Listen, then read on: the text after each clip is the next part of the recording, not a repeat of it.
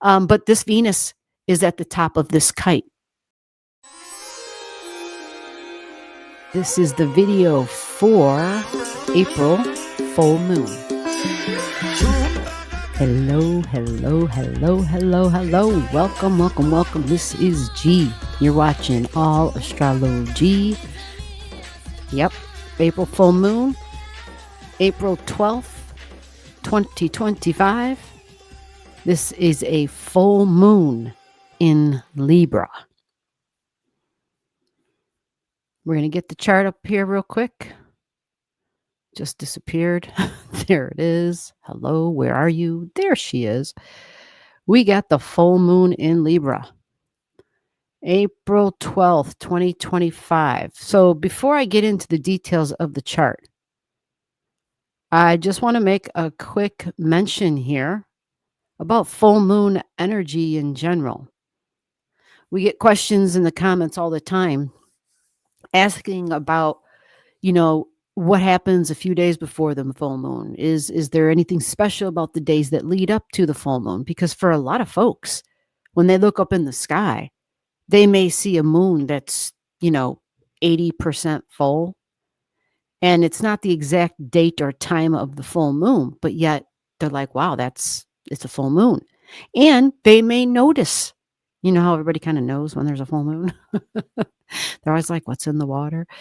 The full moon energy starts to truly be felt a few days before, because that moon cycle ends at the fullest point, when the moon literally hits that full point where it no longer is full, right? I mean, it gets to that full point, but then after that, we start to see it getting smaller and smaller and smaller. So the buildup, some say 5 days even before full moon, that you may be aware of a buildup, meaning there's an increase in the emotions. And you will even notice that the ocean's tides, there's more water.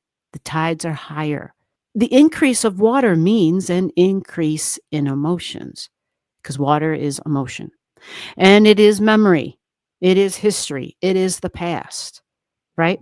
So knowing that should help a little bit, especially when we have, I don't know, thoughts or ideas of people from the past, or we're having emotions and we aren't really sure, like, God, why did I get so emotional about that? Full moons, the increase in emotions, and understanding that it could be triggering something from the past, even though you might be like, well, this wasn't that big of a deal, damn it. Why did I get so upset about it?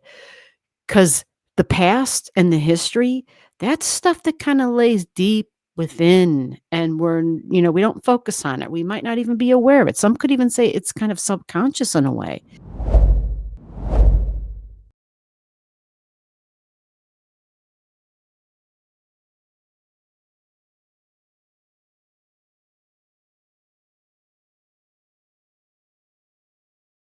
We think of Cancer energy, the moon, right? Because it's a full moon. We think of childhood. We think of even being in my mom's uterus. We think of going far back to the past, but it's not just that. It goes back further than that. It goes back before you were even born. Cancer energy, I'm really feeling like there are aspects of Cancer and moon energy. I'll say moon energy. But the moon rules Cancer, so you might hear me use these interchangeably. So just understand it's moon because it's the ruler. The experiences and the feelings and the emotions and the intuitions and the empathy and the sensitivities about my tribe, my home, my family. Who do I vibe with? Where do I belong? Where do I fit in? That's your moon energy. That's that Cancer energy. Yes, it's women and family and nurturing. It is that, okay? And it is my family, as in my mom and how my mom was as a mom, and the mother wound and all of that. And in lots of different ways. Mother wound has lots of different, it's a wide spectrum. But we think back to our heritage and ancestry and culture with moon energy. And I think that's important.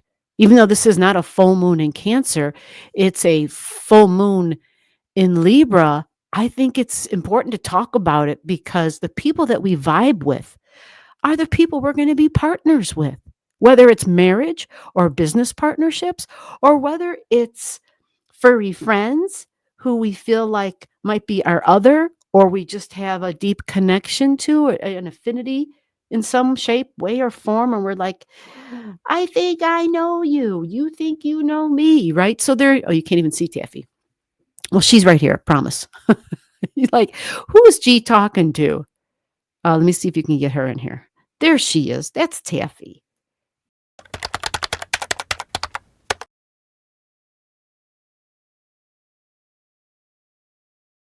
It even goes further. It even goes deeper than that. It can go back to where we can't trace it through our blood or our DNA. When we connect with history, emotion, like vibrational history of the past, we can connect with literally experiences that we had in those other times. And it goes beyond our family lineage. It goes beyond the structured story of who our family was. We can be and could have been different people, right? And sometimes we think, wow, what about different timelines? We won't go there right now. That's a Starry Night Live segment we could have sometime for people who have opinions on that. But soul history in the past. And gosh, I feel like I have this strong connection to this certain culture or these certain people and their way of life, but yet I'm not Asian. I'm not African American. I'm not Native American. You know, I'm not from Appalachia. Like I'm not from Scotland. I don't have any family. Like there's things where you can go through these connections that you have, and it's like, where does this come from? So I think when we look at the partnerships and we talk about a full moon, I think this is important because it's not just the moon, but it's the individuals that make up the partnership and their history as well, their history with you. So we're going to go look and find Venus because, in case you don't know, the full moon is an ending, it's a release, it's a closure. Remember, 5 days before, the moon is building, building, building, getting bigger, bigger, bigger by appearance in the sky. Reached its maximum. The point of maximum, it's an outflow, it's an end, it's a release, it's a let go. That's what a full moon is. So it's a 23-degree full moon. So the degree, I'm going to have to touch on that, right? And talk to you about what does that mean. It's in relationships, significant one-on-one, marriage, and business, but also anybody who you consider an important part of your life, someone that you definitely make a point to make compromises when it's time to make compromises and meet them halfway because they're that much of a part of your life. Okay. And sometimes those people aren't especially people we're really close to emotionally, right? We might disagree with them on some things, but if they're partnerships, like business partnerships, or people that may be authority figures, sometimes we just bite our tongue, do what needs to be done, just so that we can, work and make more money the next day type of thing. Sometimes that's how we do it. And that's, being in a survival mode. So Venus being the ruler is values. It's how to be diplomatic in relations. She wants harmony and peace. She wants equality. It's feminine energy because it's Venus, even though I think they call Cancer. Come on, G, get your shit together. It's not Cancer. It's Libra, cardinal. Libran energy with Venus. Venus is still about desires, and Venus striving for harmony and equality can overdo it without realizing it and try to control to have this beautiful harmony, but not realizing the control factor is it's got the reins so tight, it's got the leash so short that it's actually killing what it's trying to create. You follow? Because it won't relinquish the control. It won't let it happen naturally. And of course, we have to work for fairness and equality, but sometimes the Venus energy goes overboard.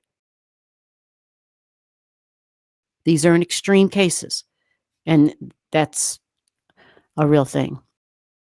We're going to go find our girl, and there she is. And I don't just have her here.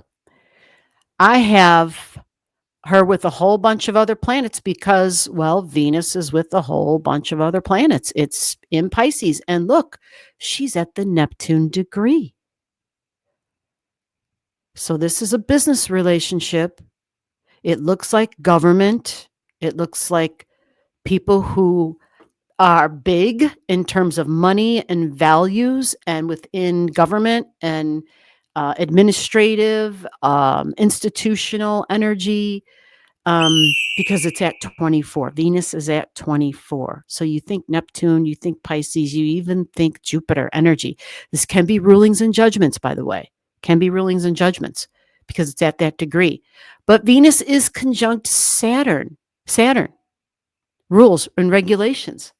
Previous videos, we've talked about how some of the rules and regulations that were presented or talked about, there might be some rolling back or walking back on some things because some things might have looked good on paper and they weren't thought through. They were just very Mars-like energy where it just went ahead and did it and did not think it through.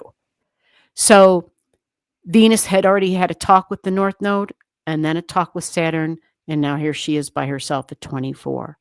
Not really by herself, but she's at 24, but still functioning under the role of Saturn. Saturn would be like Venus's dad here. Yep. Venus would be like the daughter. Saturn would be like the father, the authority figure, the boss who says, this is what we're doing going forward. And having it at the 24 degree, it's a possibility we see more institutional energy, more departments within government. I said energy because that was one department of government. They made some huge mistakes, fired people, whatever, laid them off. And for some reason, some rocket scientist somewhere didn't realize the Department of Energy includes our nuclear arsenal, literally. Right. So anyhow, frightening that our government's left in the hands of the people right now that it's left in. So 23 degrees, a release and a let go. I will say that the 23 degrees can be business partnerships, but it looks like there might be contractual partnerships with the government because Venus, Libra energy is big on contracts. We know the government kind of obliterated a lot of its previous contracts at the beginning of February, right? Especially with other countries globally. So we'll see, but this is without a doubt a release. And Venus is in Pisces at the Pisces degree. So something or someone can disappear, some money, some values. I know I mentioned Fort Knox because it was in the news about a week ago or something, or actually I'm in February recording this, and they were talking about taking an inventory of Fort Knox at the time of this recording. And boy, I got to tell you, when Venus goes into Pisces, I'm like, well, holy shit. Is like, do we trust them? You know what I'm saying? I'm just like, what the hell's going on? So when Venus is in Pisces, I'm always just like, okay, what's disappearing? Right? Money disappear. We'll see. We'll see. So having your money at the 24 degrees, you got to wonder what's going on? How's this all going to pan out?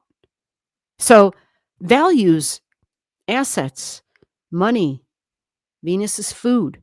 But we think again of those business contracts and those business partnerships with the food, with grain, with Earth's precious assets, her natural resources. Food is so big with Venus energy.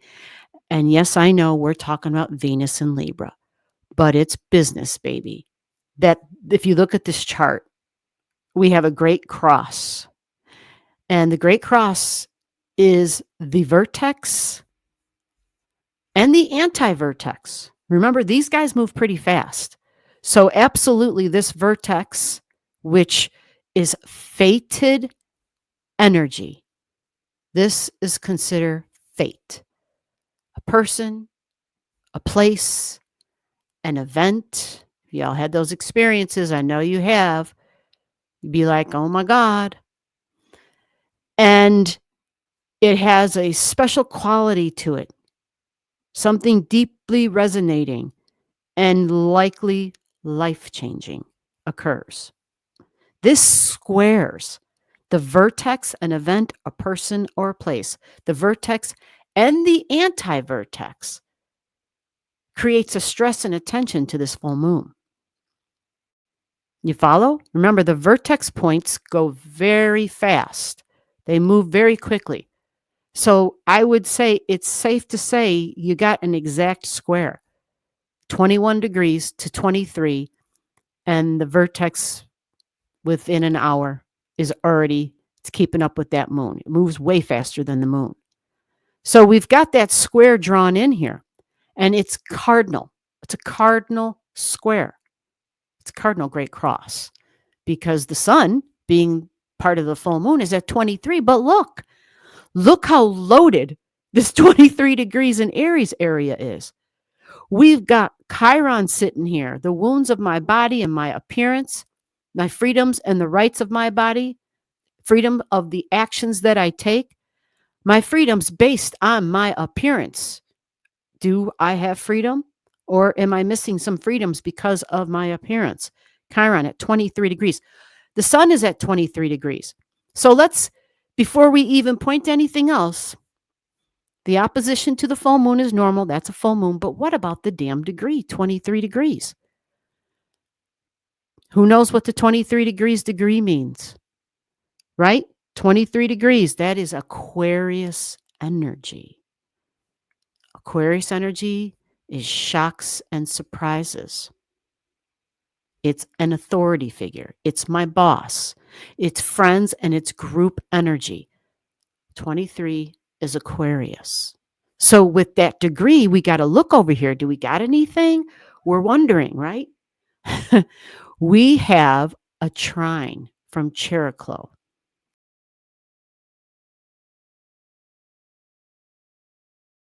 Yeah, did you guys see Taffy still sitting here? Can you see her? Hey, what's going on? What's going on? What you waiting on? Huh? Dinner's not for another hour. This cat starts hounding me at 4:30. Today it was at 4 o'clock. She started hounding me at 4 o'clock. So Aquarius energy, group energy, social causes. It's also the online thing. It's the digital stuff. It's the AI. It's science. It's astrology. It's space. It's experimentation. It's different. It's unconventional. It's never been done before. Online chat, group energy. How am I online and my online friends? And how are we gathering together? And what are we doing? What are we interested in? Cheroklo at 21, interesting, very interesting, because Cheroklo is sending a sextile to Chiron, and Cheroklo is Chiron's wife for this full moon. And she's a supportive sextile to Chiron. Okay. While Cheroklo at 21, group energy and friends, right? Different, unconventional, new online stuff is sending a trine to this full moon. This Cheroklo, who is a witness. Cheroklo is the wife of Chiron. And so she watches and observes and is a witness to someone who is in pain, is what that means. And so Cheroklo, the group energy, the friend energy, is witnessing this closure and this ending of this business agreement or marriage partnership or partnership of any kind that you may have. There is support from Cheroklo. So what the hell does that mean? Well, that's not all.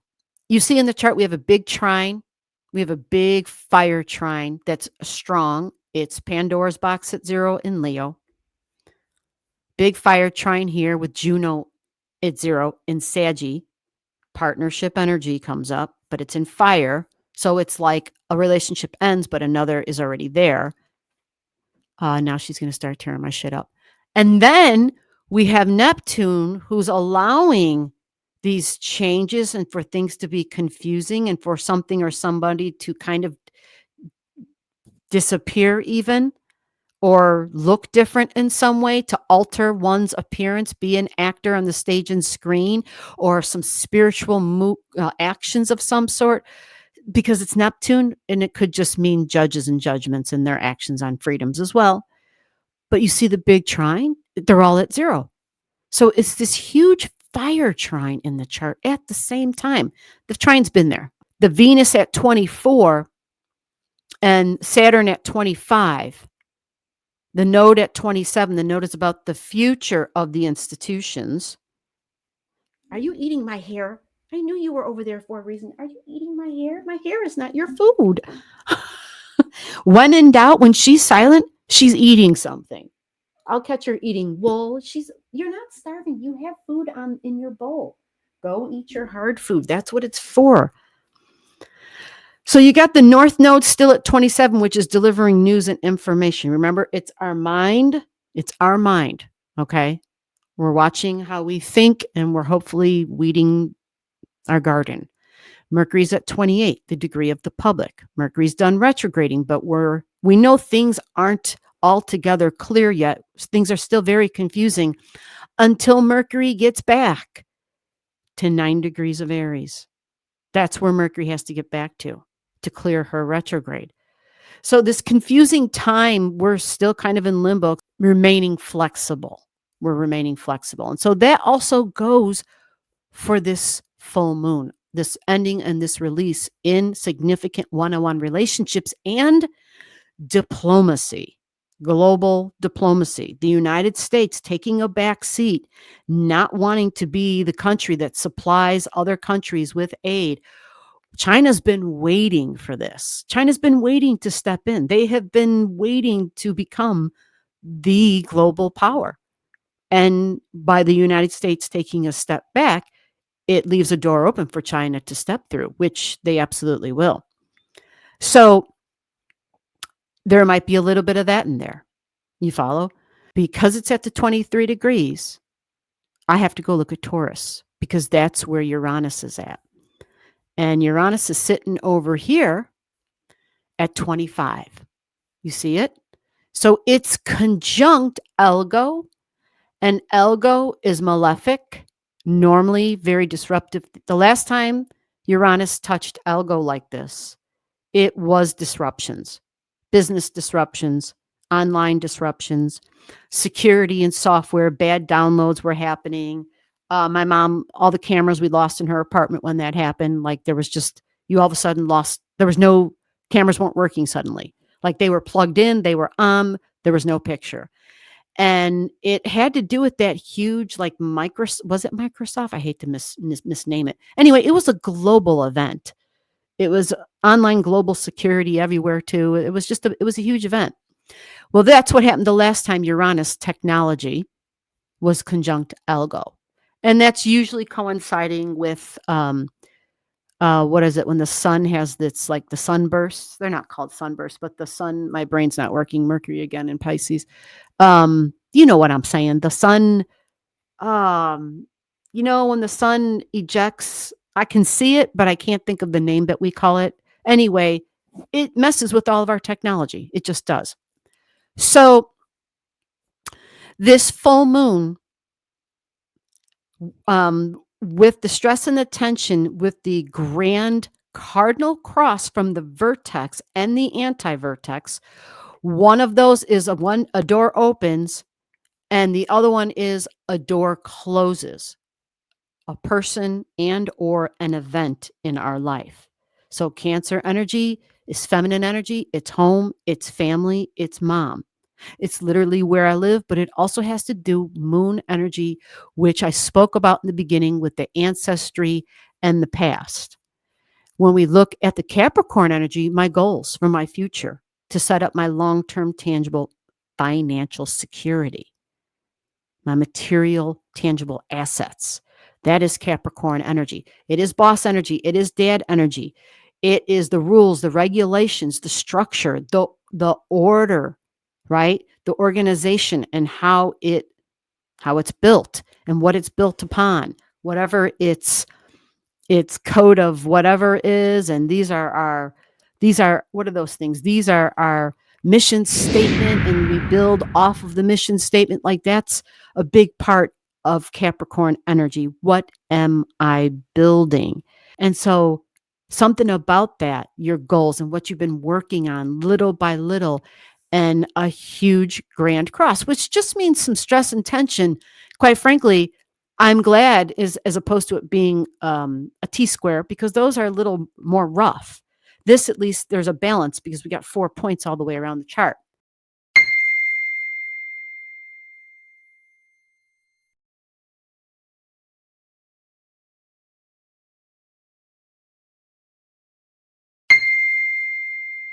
But this Venus is at the top of this kite. It's not just Venus either, which is why I have it drawn in, because the south node at 27, yeah, south node at 27 degrees is also about the past and releases. Okay. And kind of like a superpower with the mundane and the practical, and of course the service industry, but taking care of people. And we think of medical and nursing, and boy, 27 degrees, and the mind and the thoughts and the learning. Um, Florence Nightingale, 27 degrees, the thoughts, the common sense, the connecting of the dots, and you just need to do what needs to be done, get it done, and you will see changes within what? Your health, within my health. Common sense, down to earth, don't really cost a whole lot kind of things.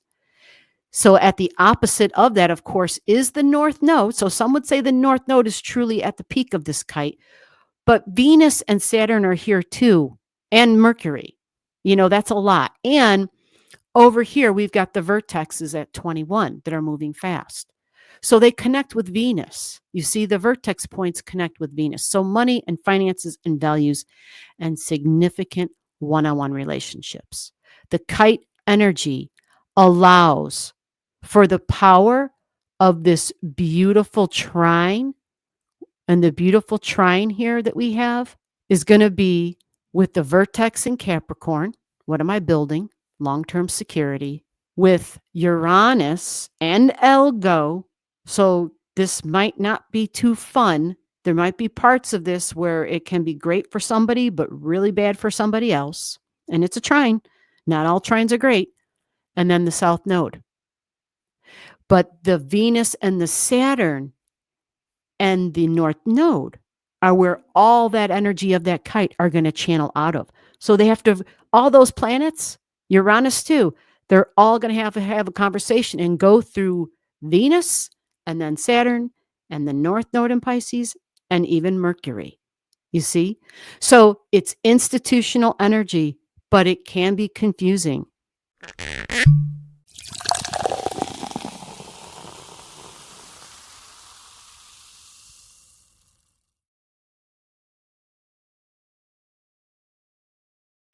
And we're waiting. We're still in a waiting game. So for people, again, who might have lost their job, where their department was eliminated or downsized, there could be a little walking back that eventually happens, because how it looks on paper, remember the details, 27 degrees. How it looks on paper is usually always not functional and not practical in the real world. Okay. For full moon energy is to focus on the opposite side of that full moon, to focus on the opposite energy, which is, if this release and this let go is personal and it's insignificant one-on-one relationships, think about Aries energy. If you were affected in a way that was undesirable with the full moon, focus on Aries energy, which is, it's an adventure. You're possibly starting over. You possibly might be gaining some freedom that you didn't have before. And many times we get stuck in a rut and we don't realize how badly we actually needed that freedom. So there might be something liberating that we receive from this. And hopefully optimistic, because that's Aries. It usually can see an optimistic perspective on things, and it can say, okay, now I have time to do this. Now I have time to do that. Now I can start this other thing that I've been wanting to start. Here's my sign from the universe. These are optimistic ways to get through hard times. All right. And then, of course, at the pinnacle of the kite is all the Pisces. And that says, all I'm going to tell you is the very next step. I'm not giving you the step after that and the step after that. All you need to hear and know about is the very next step. Because once you take the next step, the next step will then appear to you. So in other words, it requires faith. It requires the belief that everything is going to be okay. That's the pinnacle of the Pisces energy. So sound and music, do all the things in the creative kind of stuff, the fantasy, the respite, the rest, the sleep. Do what you need to do to take care of you. All right, we're set. Hope this helped. I appreciate your time. Please, please, please remember that. Thank you. And I'll see you in the next one. Take care.